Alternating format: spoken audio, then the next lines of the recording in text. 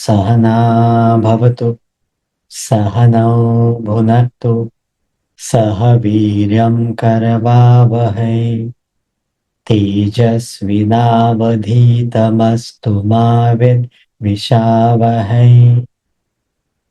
Om Shanti Shanti.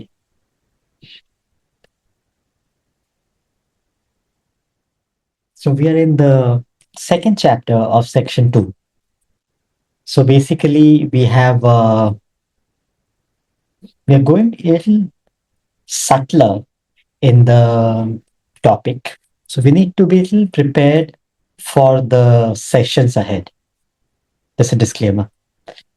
So coming up will be the fourth state of consciousness, and then we'll be talking about the different aspect of the how Vedanta is going deeper into the personality. So if you see here, this is the section 2 we are talking about. So the first chapter is what we are talking, which we did, the human composition, which was the personality layers. Then the self-analysis, today we'll be finishing this. Then the states of consciousness, where we are talking about the waking, dream, and deep sleep. We'll cover that. Then comes the four yogas, which is the practical application of the knowledge. And then comes meditation. So renunciation, and then meditation, and then the state of self-realization.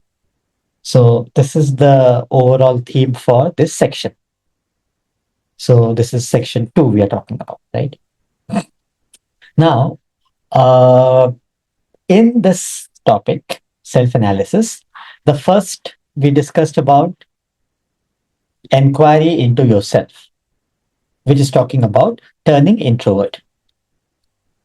Now, the next phase is the self is supreme reality, which discussed about. So first is the nature of the mind is to go external.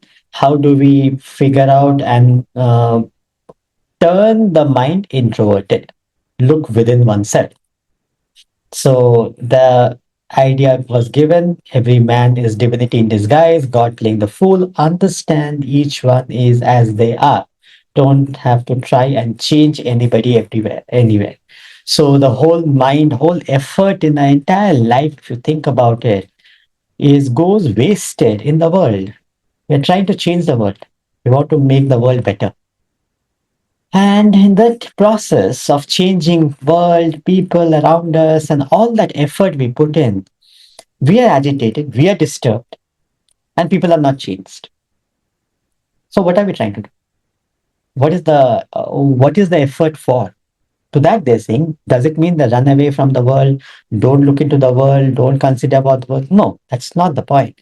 Focus on yourself first. More developed you are, more beneficial you are for the society and the world. That is the only way to help the world. We believe by helping physically, we help the world. By helping mentally, emotionally, intellectually, is helping the world. No.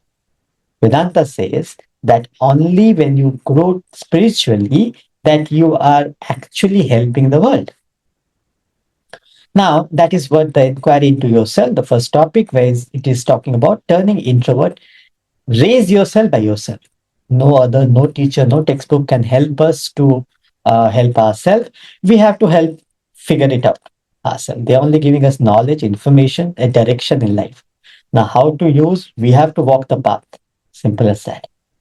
Now, next is the self is supreme reality. Then there is a destination which is being indicated, saying that there is the reality. If you see the topic here, the second topic was the self is supreme reality.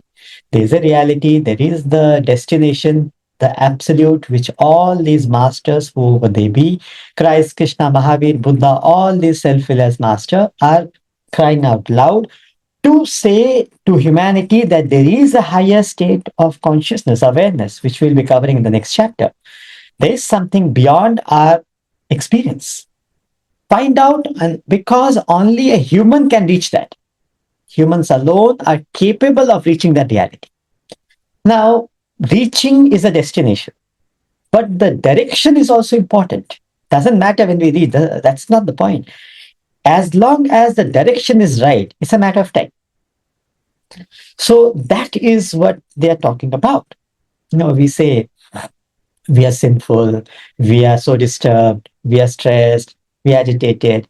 How can we reach that ultimate reality, state of perfection, state of, imperishable? How can we reach that reality? The question itself, there is a fallacy in that question. Because if you think about it, who can reach perfection? An imperfect person. If you are already perfect, where will you reach? You're already in that state of reality. So to say that I'm imperfect, I'm sinful, I am negative, I can't, my past is bad, there's no point of it. What are we trying to achieve? What are we trying to say? So only a person who is imperfect, only a person who is sinful can reach a state of sinlessness, a state of perfection. So it's a journey for all of us. So the direction is important. How we are working it out, each one of us, we know our area of weakness, our pocket where we get agitated, disturbed, and the rest of it. So that topic is talking about the destination is a supreme reality. That is the ultimate reality. Don't compromise in life. Never compromise in life. Go for the best. There's a very beautiful quotation um, by Bollywood's actor. He talks about his guru, Ashutosh Rana. He talks about one of the very beautiful quote in Hindi. It says, "दिल भी बच्चे सा जिद पे अड़ा है, या तो इसे सब कुछ चाहिए या फिर कुछ भी नहीं."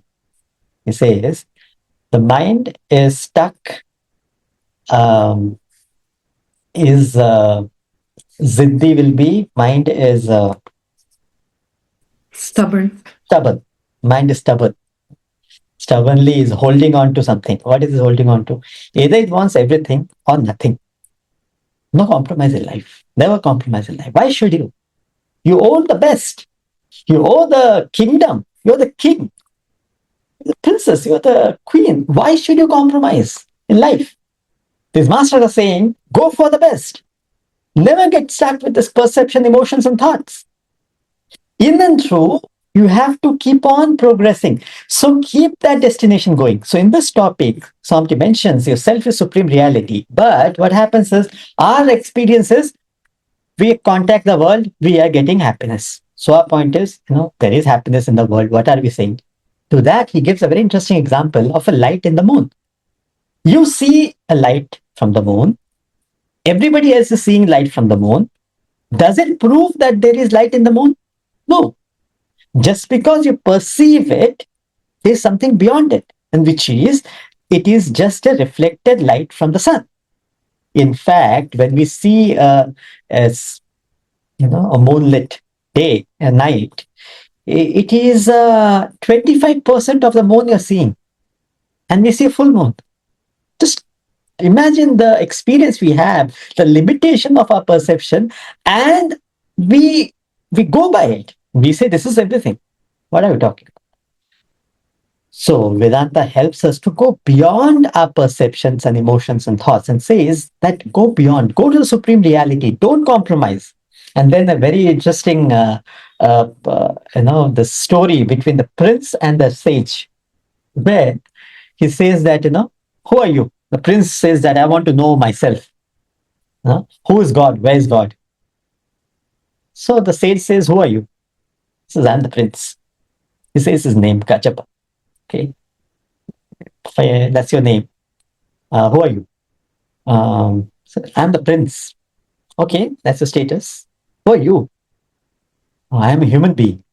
Okay, yes, that's a species. Who are you?" And suddenly realize he doesn't know who he is. And then the discussion goes, and then the sage gives the message.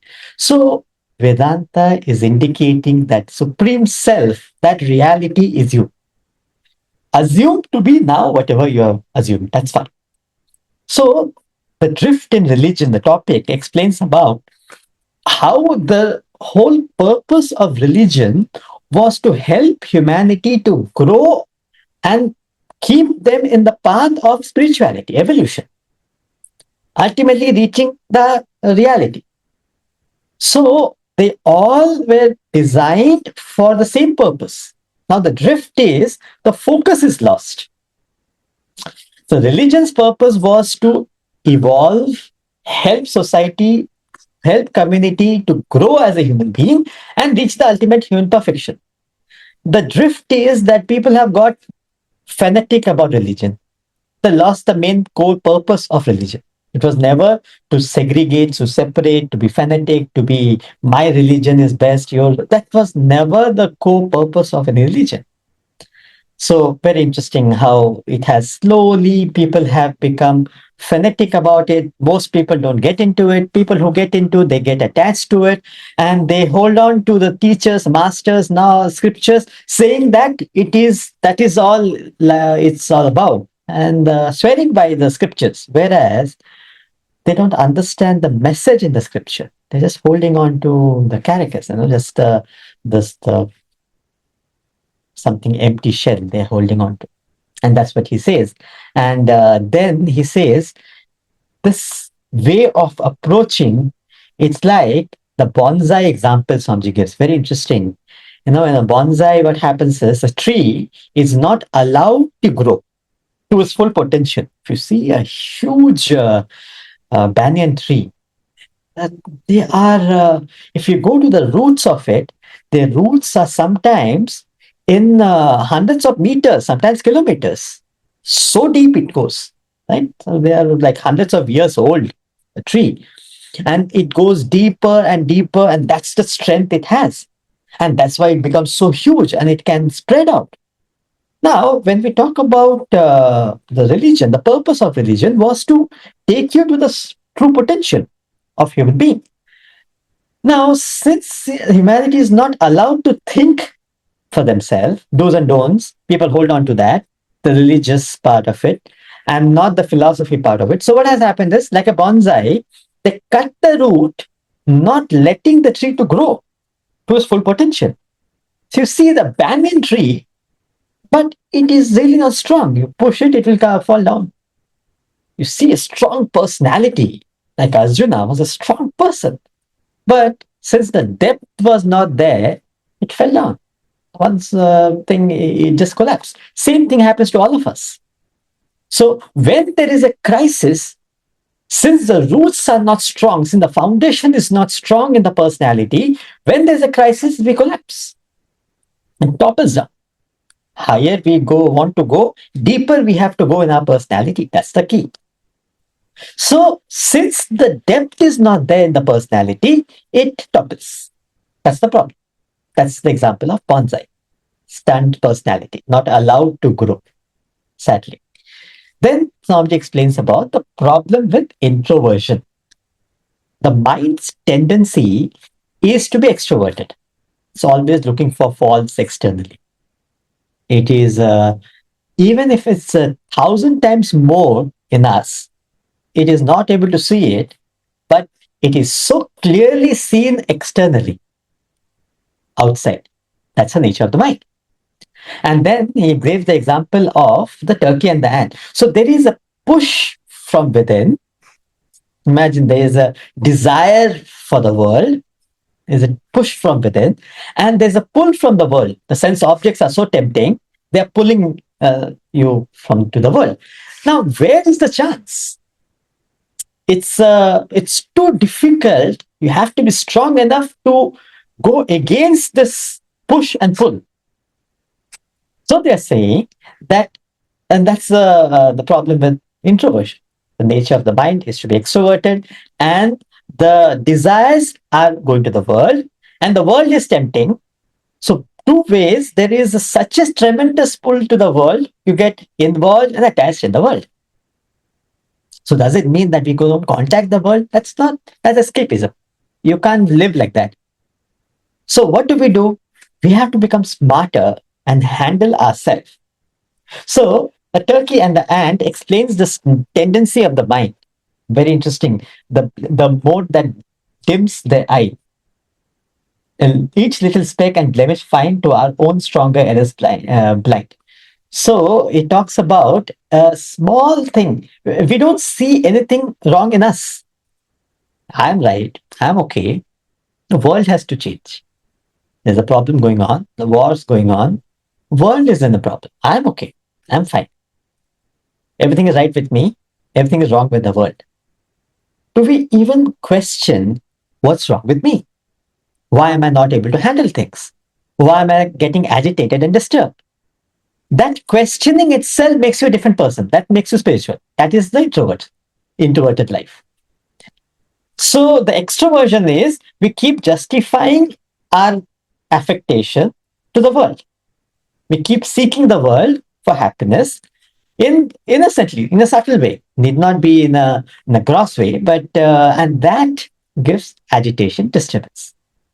So the turkey and the ant, and it ends with, ere you remark another sin, with thine own conscience look within. Control thy more voracious bill, not for a breakfast nation's kill. He says that before you remark on another person's sin, mistakes, with your own conscience, look within yourself. Control thy more voracious bill, not for a breakfast nation's kill, indicating the turkey was killing thousands of ants. We calculated last time, right? It's what, millions of ants it's eating, and it's complaining about human beings killing one turkey in 10 years. So that's the extent of mistakes we ignore. 1:1,000,000. That's the uh, disparity we have. So thereafter, he says, do not give up the rose to its thorns. You should soon realize the wisdom and resounding words of Edward Wallace Hart. There is so much good in the worst of us and so much bad in the best of us that it hardly behoves any one of us to talk about the rest of us. See, the whole spiritual path is all about controlling the mind, giving the mind a conducive environment to be contemplative, meditative, realize the self. Right? So what happens is the problem is when we become extroverted, we create a possibility of agitation. We talk ill about others, negative about others. We see problems in the world. It creates the negative environment, and mind enjoys it. It's very nice to. It feels good, to talk bad about others, to do gossip. It is nice. Jealousy, how can that person get, you don't know, he didn't deserve it. So all this nature of the mind gets into a loop, keeps on repeating the same point again and again and again. What's the point?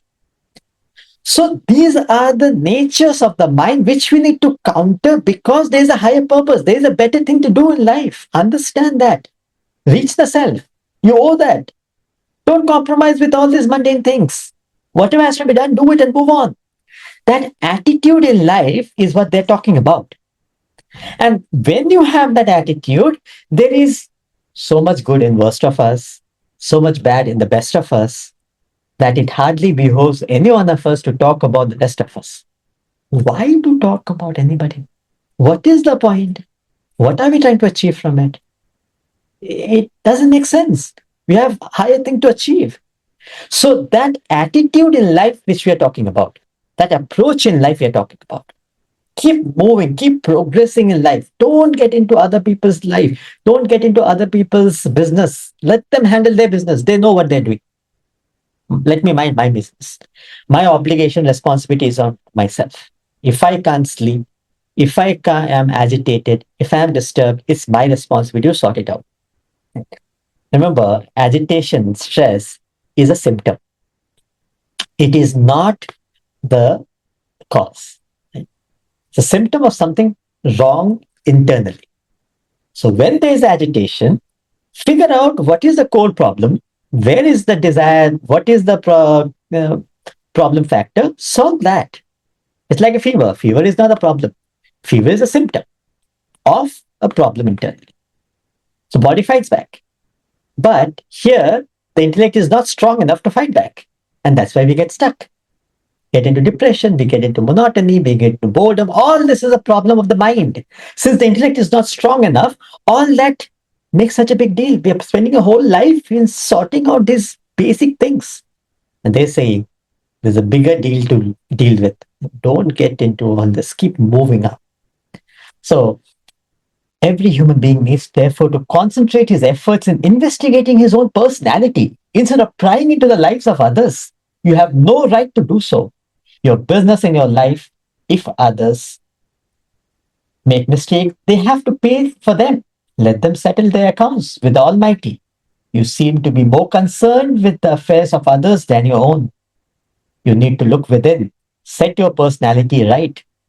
Just take care of yourself. The world will take care of itself. It is a social crime to expect others to behave in a pattern of your like and dislike. You cannot order the lives of people to follow your whims and fancy. The primary lesson you learn in life is that all beings act according to their inherent nature, vasanas. Beings follow their own structure of life. But there is one fundamental difference between the structure of humans and other beings. All creatures, save human, inherit the common nature, the collective vasanas of their species. Thus, tigers are all ferocious and destructive. Cows are all meek and mild. Each species possesses a collective nature, a distinct set of vasanas. A, creatures of species do not differ from one another, whereas human beings do not possess a common nature, collective vasanas. They have different traits and characteristics. No two humans are of the same kind. Every human possesses a distinct, different nature, individualistic vasanas. Everyone understands clearly the nature of all species except that of humans. So, what he's talking about is human beings alone have an individualistic nature. It is easier to understand any other species because they have a common nature. Since there is a commonality in their nature, so it is easier to understand them. Since each human is distinct and different, even in a human, in one person, there can be multiple nature combined together. You need to apply yourself to understand each one as they are. But the problem is, we get into, firstly, we don't assess people as they are. Instead of assessment, we have judgment. This person is like this. How does it matter? That person is like this. See, there's a difference between judgment and assessment. Judgment is from the mind, assessment is from the intellect. Judgment is there's an expectation behind that the person should not be like that. Assessment is an understanding of the person as he or she is. So, what they're saying is, don't get into other people's life, other people's nature, other people's personality. Leave them as they are. They have to deal with their life themselves. Right? So assess them because you have to relate to them.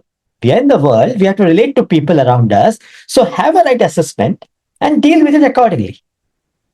When we have the right approach to life, right approach to people, automatically we don't have right assessment. There is no this right expectation. You don't expect a person to be something different from what he or she is, and there is no agitation. Wrong assessment leads to wrong expectation, leads to stress and strain, agitation, disturbance, disharmony in the relationship. So all our life, entire life is spent just complaining about people who are what they are. They're not wrong in their way of doing things. They are just different. Different doesn't mean wrong. Just because somebody thinks different from me doesn't mean they are wrong. They have a right to think differently. All of us have a right. Imagine somebody asks me to think different from what I have a way of thinking or living. I'll not appreciate that. Same with any one of us. You'll not appreciate somebody comes and tells you, don't live like this. You may say, who are you to tell me? You don't appreciate that. We all have a life of our own. Respect each one as they are. You don't complain about a snake. You don't complain about the kitten. You don't complain about the tiger. So Why is it so? Because we respect them as they are. We love them, but we maintain distance according to their nature.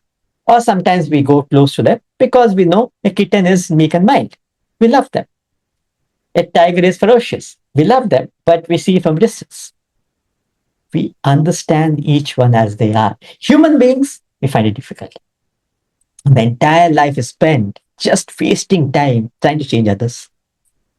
You understand the nature of all other beings and conduct yourself rightly, you must apply the same principle to humans as well. You do not seem to understand that each one helplessly expresses one's temperament, nature. And when they do and conflict with your expectation, you grumble, you complain, and even express your disappointment overtly. All cause that causes you stress and strain of life. You suffer. So each one has an inherent nature. Like I have a nature, you have a nature, you're functioning according to a nature. Very beautiful verse in Bhagavad Gita. It says, Guna guneshu vartante iti matva na sajjate. It says, each one functions according to their nature. Gunas. Who are we to say that guna is wrong? That's a arrogance to have, to say that that vasana is wrong, that this vasana is right. How do we say that? Nothing like that. So you understand the nature of all beings and conduct yourself rightly. You must apply the same principle to humans as well. Recognize the individual nature and let them live their own lives. You then find peace and harmony with humans. Whole life we are struggling with things around us. We don't have time for the divinity, to seek the reality. We are so preoccupied with people around us, with things around us, that we don't have time for seeking the self. Like Rumi says, when will you start the long journey within yourself? Introversion. Forget others, leave them alone, mind your business. When you understand their nature, recognize the individual nature, let them live their own life, you then find peace and harmony with humans. Only when you have your mind is peaceful and harmonious can you apply for reaching the highest. You can at least start the spiritual journey. That's where the journey starts. A spiritual person never complains. A spiritual person is one who never complains about anybody, anyone, anything in the world. There's nothing to complain. Each one is what it is. That's a spiritual person. Because he has so many things to do within himself, to work on himself, he is not disturbed by the world. It is what it is. He who made it knows it better than a man like me. Let God take care of it. Let me mind my business, do the best. So when your mind is at peace, then you are able to apply yourself to something higher. You're actually able to pursue the purpose of life. All the grumbling tantamounts to, oh, why is a lily not an oak? Very beautiful quotation. The entire life is spent in complaining. All the grumbling, all the complaints tantamount to, boils down to, oh, why is a lily not an oak? Lily is a flower, oak is a tree. We entire life we keep on complaining. Our only argument is, why is the flower not a tree? This is our argument. And we waste our life. Extending the concept further, you must assess not only human beings, but the entire world as well. Your assessment of beings bearing humans is perfect. While the humans need individual attention, you must assess separately those whom you associate with. Further, you must assess your environment, your government, the climate you live in, etc. If you do not make an assessment or make a wrong assessment, then your expectation in life become unreasonable. Unreasonable expectation cause you disappointment, stress, and when you make a thorough assessment of everything you meet in life, there will be no disappointment, no stress. Your life become peaceful and happy. So, not only human beings, even the environment, the world at large, the government, wherever you are, the office, your colleagues, have right assessment. Do not allow anything in the world to disturb you, to take you away from the path, spiritual path. Remember, spiritual path is meant for people with a strong intellect, a controlled mind. They alone are qualified to walk on the spiritual path. If you have not qualified, what does it mean? You have to qualify yourself. Work on the basics. Work on the control of the mind. Do not let the world disturb. Do not let the environment disturb. Do not let people disturb you. Imagine I give the remote to others. I give you remote. Control me. A person going down the road abuses me and goes, I'm agitated rest of the day. Now he doesn't even know me. Now I'm thinking about it the whole day. Is it worth it? I'm giving my remote, I give my control to everybody around me, environment, people, circumstances, situations. Everybody is disturbing me. How can I progress? How can I evolve? So I'm making it difficult for myself. Spirituality is not meant for weak people. Swami Vivekananda says spirituality is meant for strong people. What is strength? Strength of the intellect, control of the mind. Wake up. We need to figure out things ourselves. So that's what he is talking about. If we have wrong expectation, then we get into stress, agitation, simple things we are struggling. Vedanta is not meant to handle stress, agitations. Please, let's get facts right. Vedanta is to reach that ultimate human perfection. Do not compromise. Understand your reality. Understand who you are. To get back the kingdom you owe. That is the purpose of Vedanta.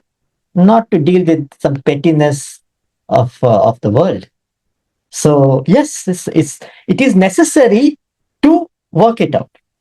So we have to be strong enough in handling things. Who doesn't have problems? I have so much problem. As if are we Lord Krishna? Are we Lord Rama? Huh? Can we get all that problem Lord Rama has gone through? Lord Krishna has gone through? Any one of us can even imagine problems like that? No. But what is the greatness of these masters? They were cheerful, happy, not bothered by the world. Anything can happen. People are trying to kill. Doesn't matter. Prince, he was supposed to be coronated and he is in the jungle with nothing. Lord Rama, no one, no problem. Whatever it is, it is. That's the character of a human being. That's the strength of a human being. Spirituality is meant for strong people. An interesting incident took place in a classroom in India. It should educate you on the importance of assessing the world. It was an extremely hot and humid day in Chennai. The boys were fussing and fuming over the heat. The teacher walked in and noticed the fuss. He quietly walked out of the outer door and gestured the boys to come out into the open quadrangle. The boys stood under the blazing sun, wondering why he had brought them out. He suddenly threw up his arms and articulated, Isn't this a beautiful summer? The boys thought he was crazy. He then brought them back to the classroom and spoke these words of wisdom. Remember, the beauty of the summer is its heat. The beauty of the winter is its biting cold. The beauty of the monsoon is that it must pour and pour. But the problem is that people want the summer to be cool, winter to be warm, monsoon to be dry. All our life, we expect things different from what it is. But we lose the beauty of what it is. We don't see the beauty in it. Beauty of the summer is the heat. Beauty of the winter is the cold. That's the beauty. So when we appreciate that, automatically we don't get carried away by that. The mind doesn't get disturbed by that. Apply this great principle in your life, you will then realize the beauty of my wife is a temper. Being everything does, all your problems are bound to disappear. The world turns out to be pleasant after all. So each one has their nature, understand them, assess them, and keep moving.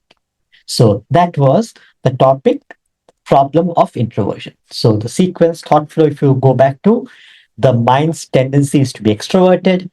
Then we discussed about the push from within, pull from without. Then we talked about the turkey and the ant, where it says that, the nature of the mind is to see falls outside. And then we got back and said that let them manage their business, focus on yourself.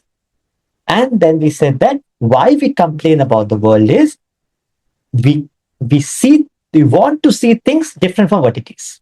There's expectation. That wrong expectation leads to agitation and disturbances. When you have right assessment of the world, of people, of situation, of circumstances, automatically you have right expectation, you have no agitation. So you are not perturbed by the world. Then comes the practical exercises, the last topic of this chapter. Spiritual practice is subjective. You must go introvert and discover the self within you. You may seek guidance from the spiritual master, but take up his preaching on its own merit. Do not allow the life of a personality of a guru to interfere with his teaching. His life and teaching must be treated separately. Do not mix them up. To live an ideal life is one thing, and to be able to explain the way to live that life is quite another.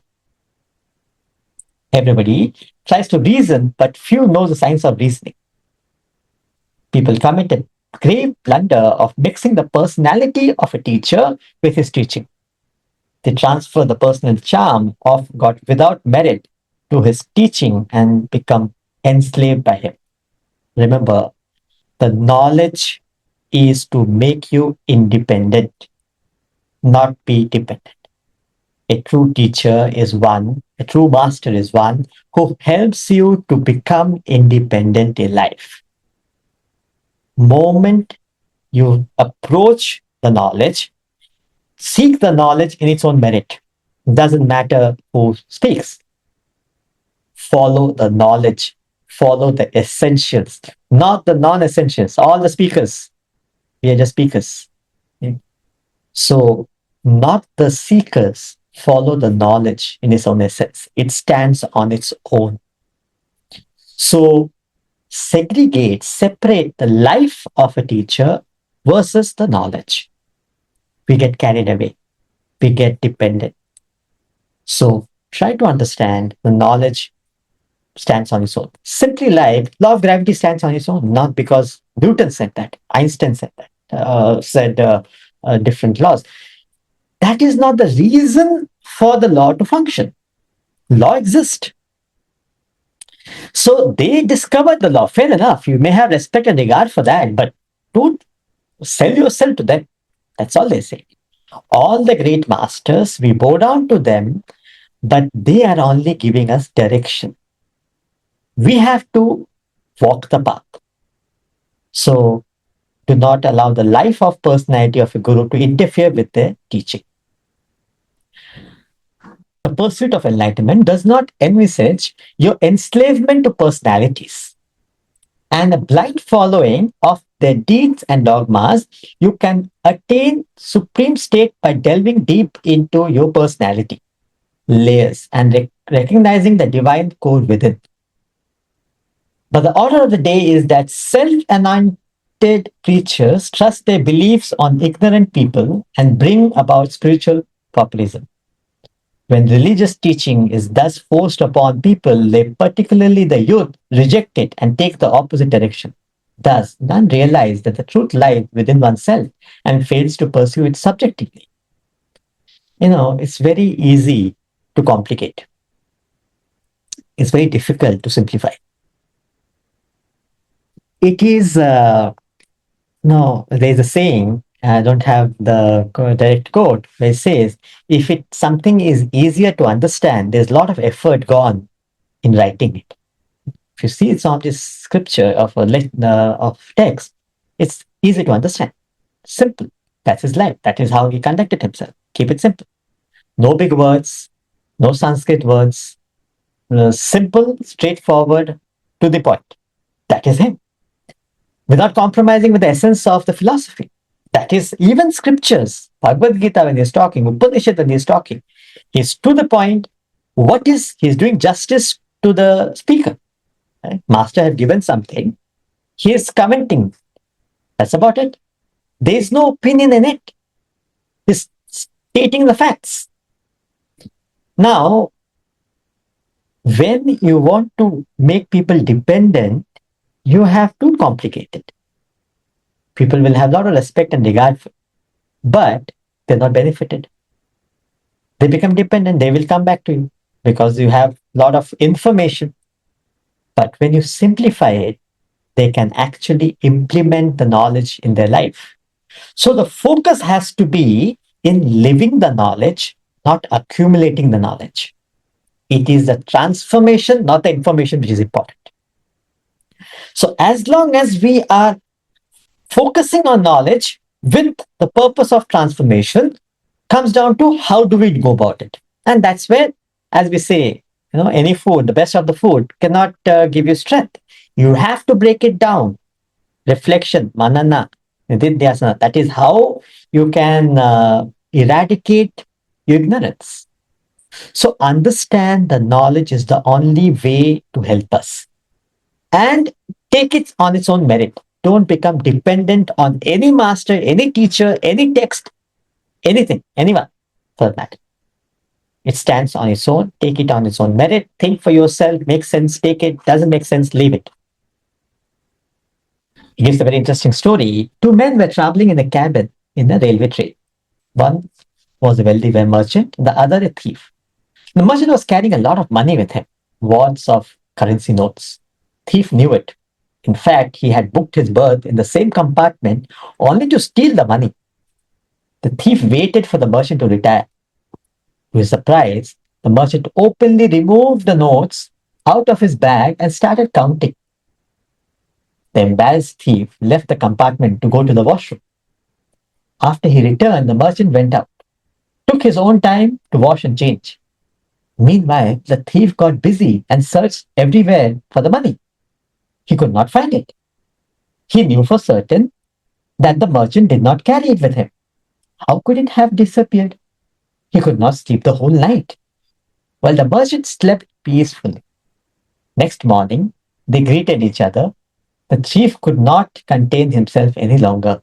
He confessed the malicious intention to the merchant. And in admiration for his ingenuity, inquired, "Sir, where did you keep the money?" The merchant smiled and reached for the packet under the thief's pillow. This is a story of human race. Everyone is searching for bliss all over except where it is, within oneself. So the need is to go within. All that the thief was looking, he knew that the guy had the money, the merchant had the money. He booked the thing. He planned for days together. Now he got everything right, and the merchant is counting the notes in front of him. He's so embarrassed. So he left. He went to the washroom and to come back. And when he came, the merchant says, "You know what? Can I excuse me?" "Yeah, of course, of course." He was looking for that chance moment. He searched everywhere. He could not find it. Now the merchant came back. He's agitated. He could not sleep. Where can the merchant keep it? How is it that he didn't take it with him? Where did he keep? So in the morning, he could not contain himself. He said, "Sir, this was my intention. This is why I came." "Where did you keep the money, sir?" He said, he smiled and said, "Under your pillow." This is what we search for happiness. We search for bliss everywhere except within ourselves. So we never find it. And we complain that we are not happy. You are the source of happiness. So the need is to go within, rehabilitate the inner personality. The human mechanism faces constant challenges in the world, the trial and tribulation, worries, anxiety, stress, strain of life. You need to pull out of this onslaught for an hour or so every day, regenerate your mind and intellect like a ship needs dry docking. A ship sailing in the high seas becomes corroded. It needs periodic overhaul. So do your equipments require constant attention and correction to reach the final destination of life. For 60 to 90 minutes every morning, you must study scripture and literature, reflect upon it, contemplate on the truths therein, be consistent in your application. You will find your intellect becoming clearer. Free your doubts and indecisions, your mind becoming purer, free from agitation and sorrow. Follow this practice daily. You cannot afford to neglect it. Does not your room need cleaning every day? Does not your body require to be bathed? So do your mind and intellect needs constant rehabilitation. So, how do you develop the intellect? How do you develop your personality? Is through study and reflection. Every day morning is not optional, it is mandatory. How much can you spend? That is optional. You can spend half an hour, 1 hour, 90 minutes, whatever you can afford. Each one of us are busy, we have occupation, there are a lot of things happening around us. Doesn't matter. Whatever can be spared, invest into yourself. And that study reflection will help to develop, give clarity to the intellect, develop your personality. Scripture study and reflection, no doubt, strengthen the intellect to prevent the mind from straying into likes and dislikes. Your mind keeps doing what it likes to do and avoiding what it dislikes. To live at the mercy of likes and dislikes is not a healthy living. It to turn out detrimental to you. Your intellect must therefore control your activities. But the problem is the intellect is not always available when the action is executed. After the action is completed, you realize you have acted impulsively. There are many activities performed by you which you yourself condemn as wrong. Have you not regretted at times your own actions? Then why do you do things which you realize later as wrongful? That is because your intellect was not available to you at that time. You have acted mechanically, impulsively. Therefore, the intellect has to be alert and available at the time of executing an action. This can be achieved by the practice of introspection. So, one thing is developing the present intellect. Whatever the intellect level we have to develop it further. That is through study and reflection. That's a long term. Short term is whatever intellect is available, we have to make it sharper. Oftentimes, what happens is we commit an action and then we realize it was wrong. I should not have done it. You regret it. Who's regretting? Who's saying that? I'm saying that. So you knew that it was wrong, but the intellect was not available before the action. So they're saying that how do you handle that? By giving a direction, by developing the intellect and making it available before the action. And that is called as introspection. So what is introspection? Introspection is a process of self-observation to be practiced every night before you retire. It involves the recollection of your experience during the day. Try and remember every experience you have gone through in a sequence from the time of rising to the moment of introspecting. In your initial attempt, you may not remember the details of what you have done. But with repeated practice, you will recollect each and every activity. This exercise should not take you more than 5 to 6 minutes. While doing so, do not analyze or criticize your action. You're only to be aware of them. Any form of involvement into the merit or demerit of the action would break the trend of introspection. Moreover, it may develop cynicism and frustration. When you remember an action over and over again, you become aware of it. And constant recollection of daily actions would render your intellect alert. The exercise of introspection is akin to ball practice in the game of tennis.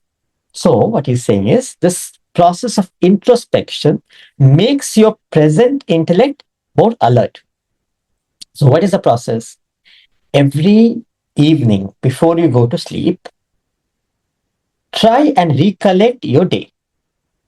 I got up in the morning, I did this, till the time you go to sleep. Whatever you have done, just browse through the day.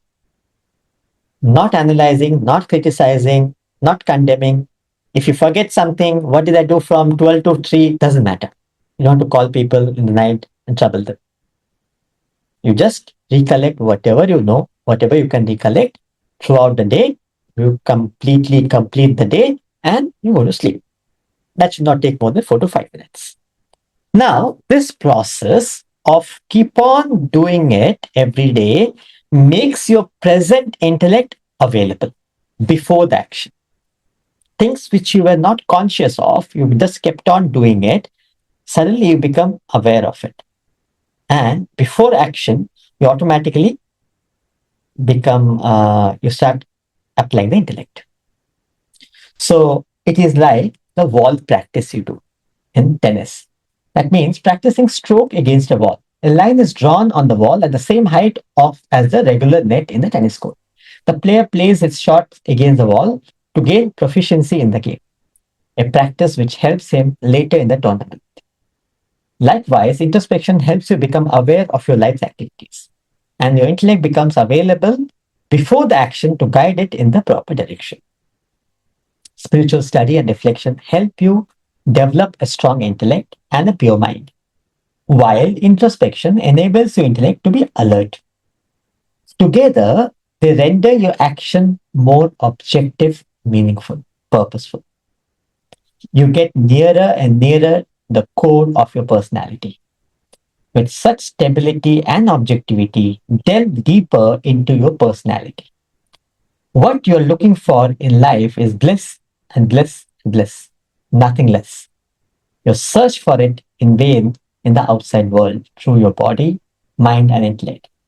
All bliss lies within you. Look for it there. You will find it. You will be absolutely fulfilled, enlightened. So, what you're seeking innocently, ignorantly, is just that bliss. You will never compromise, you will never stay content until you hit that bliss, that reality, self realization. So, innocently, ignorantly, humanity is seeking it in the world where it is not there. The problem with the mind, it goes outside, externally, looking for the same happiness in the world. You get happiness, no doubt, but it is something which is passing. That is not your seeking. What you're seeking is the ultimate reality. Happiness as a negative, right? Unhappiness, unhappiness, sorrow, joy. These are positive, negative. When you talk about bliss, bliss has no negatives. Bliss just keeps on increasing. So, moment you are in the right track, moment you turn introverted, automatically you feel a sense of satisfaction, contentment in life. And that keeps increasing as you keep progressing. Nothing to complain about the world, nothing to change the world. You just keep changing yourself, keep moving, and get a better understanding of the reality. All the bliss lies within you. Look for it there. You will find it. You will be absolutely fulfilled, enlightened. In the next class, we'll be covering the states of consciousness. Chapter 11, States of Consciousness, where we talk about what is that state of reality. In this chapter, we discussed about, they gave a hint of you are the self, the reality. Here he's talking about something which is a permanent state of self-realization, the state of Turiya, the fourth state of consciousness, beyond the waking, dream, and deep sleep state. Thank you so much.